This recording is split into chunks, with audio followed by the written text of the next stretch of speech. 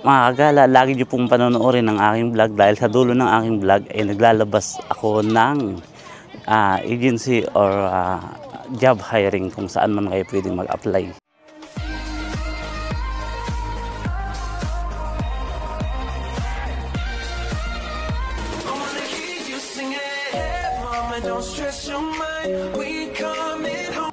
What's up mga kagala? Isa na naman pong informative vlog ang aking isi-share.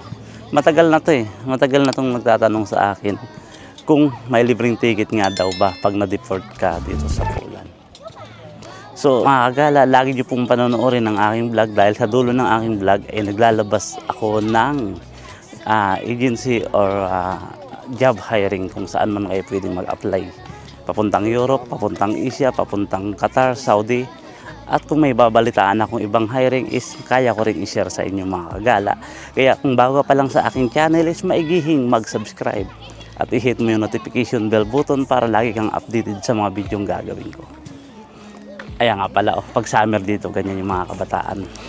Lalaro sila, yung school nila nandyan. Naglaro din ako ng basketball kanina mga kagala. So, tanong ng iba, pag na-deport ka daw ba dito is may libreng pamasahe. Hindi lang marami na yung nagtatanong sa akin mga kagala at hindi ko lang siya nabibigyan ng kasagutan dahil that time wala pa akong information. So napag-alaman ko may mga nag-vlog na rin ito. So credit nga pala nung video na to kay Miss GC. Siya po yung nag-vlog nito, so nalalaman ko yung idea. So mayroon palang organization dito sa Poland na kapag na-deport ka ay makakakuha ka ng libreng ticket mga kagala. Pero may pera ha. Kailangan nyo pong sumunod sa mga legal na transaction para makakuha kayo ng libreng ticket mga kagala. Nakangapit. So, naglaro ako na kanina ng basketball dyan mga kagala. So marami lang estudyante kaya nakakahiya pag tumagal at hindi ko na rin kaya maglaro ng 2 oras, 3 oras hanggang 1 oras lang kaya ko ngayon. Nagkakaedad ng inyong lingkod. So yun nga mga kagala, meron nga palang organization na tumutulong sa mga refugees o sa mga madideport na gusto nang umuwi ng bansa niya.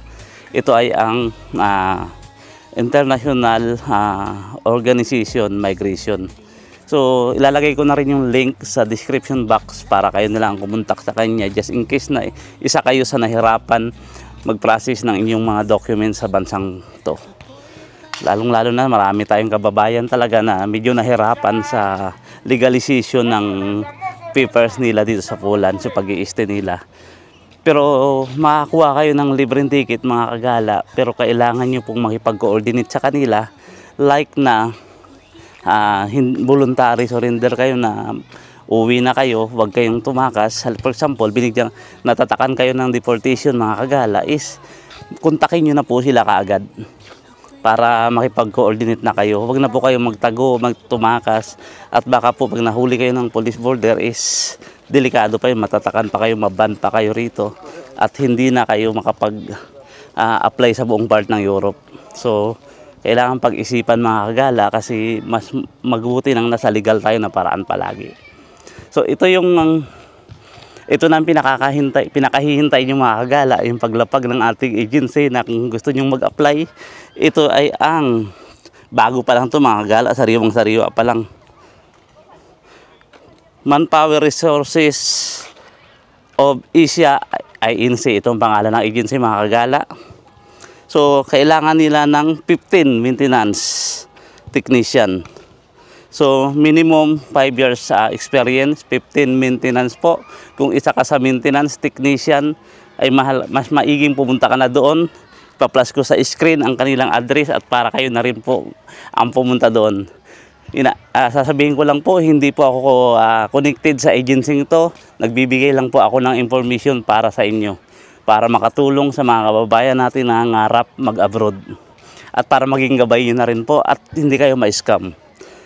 Kasi itong bawat ilalapag ko sa inyo ay masusi kong sinesearch yan sa DMW website. Sure po tayo na accredited siya or may license pa siya sa DMW. Kaya hanggang sa muli, ito nga pala si Arjen Martinez ang nagsasabi ng if you want to be a successful, living a simple life is okay. Yan yung mga estudyante, mga kagala. Ang sarap ng buhay ng mga estudyante rito. So hanggang sa muli, see you on my next vlog.